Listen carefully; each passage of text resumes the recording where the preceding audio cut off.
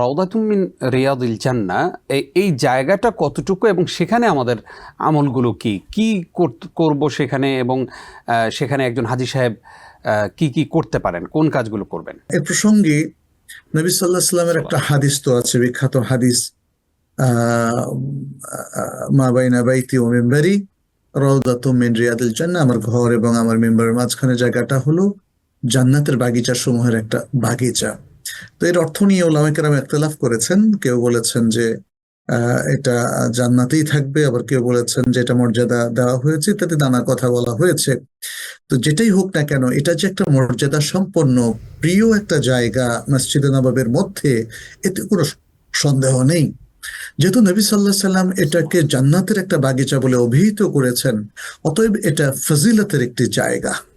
এবং এই জায়গাটার একটু সামনেই নবী সাল্লাল্লাহু আলাইহি সাল্লামের মেহরাব অবস্থিত, এবং এখানেই ঠিক রিয়াদুল জান্নার আশেপাশেই তিনি আরবের বিভিন্ন গোত্রের ওফুদদের সাথে তিনি সাক্ষাৎ করতেন, তাদেরকে নাসিহা করতেন। যেহেতু এটা পবিত্র জায়গা, অতএব এই জায়গায় কেউ যদি এসে 2 রাকাত সালাত পড়তে চান, মসজিদের আর যে কোনো জায়গার মতো এখানেও সেটা পড়া যাবে, এবং রিয়াদুল জান্নায় এই 2 রাকাত পড়াটা রেকমেন্ডেড। এটা যে খুব স্পেশাল সালাত সেটা বলা যাবে না, কিন্তু এটা একটা চমৎকার স্থান যেখানে মসজিদের যে কোনো জায়গায় 2 রাকাত পড়া যায়, তাহলে এখানেও 2 রাকাত পড়া যেতে কোনো অসুবিধা নেই। তবে এই জায়গায় বসে ঘুমানো কিংবা অনেকক্ষণ বসে থাকা, এগুলোর কোনো দলিল আসেনি। তবে কেউ যদি এই জায়গাটাকে ভালোবাসার কারণে সুযোগ পেয়ে কিছু সময় কাটায়, সেটা উত্তম। এছাড়া আসলে এই জায়গার আর কোনো স্পেশাল কিছু আসেনি, শুধু জান্নাতের বাগিচা বলে এটাকে অভিহিত করা হয়েছে। অতএব আমরা নিজেদের পক্ষ থেকে আর অন্য কিছু আরোপ না করে এটাকে একটা মর্যাদাপূর্ণ জায়গা হিসাবে কনসিডার করেই যতটুকু সম্ভব সেখানে কাটানোর চিন্তা যদি করি, তাতেই যথেষ্ট। আর আরেকটা জিনিস একটু বলি, অনেক মানুষ নবী সাল্লাল্লাহু আলাইহি ওয়াসাল্লামের কবরকে রওদা শরীফ বলে, আর রওদা শরীফা, এটা ভুল।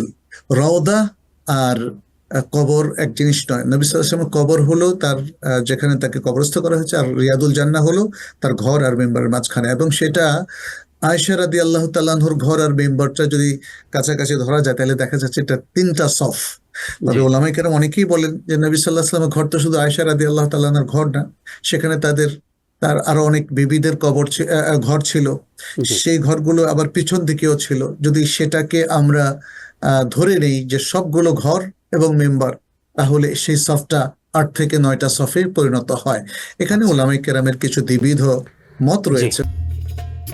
Ad-Din Television, a complete way of life.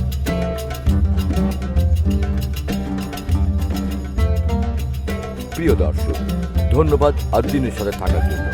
এমন আরো সুন্দর সুন্দর ইসলামিক কন্টেন্ট ও সবশেষ আপডেট পেতে সাবস্ক্রাইব করুন আমাদের ইউটিউব চ্যানেল ad-Din এবং পাশের বেল আইকনটি চাপুন। পরবর্তী সকল ভিডিও নোটিফিকেশন পেতে যুক্ত থাকুন আমাদের সোশ্যাল মিডিয়ায়।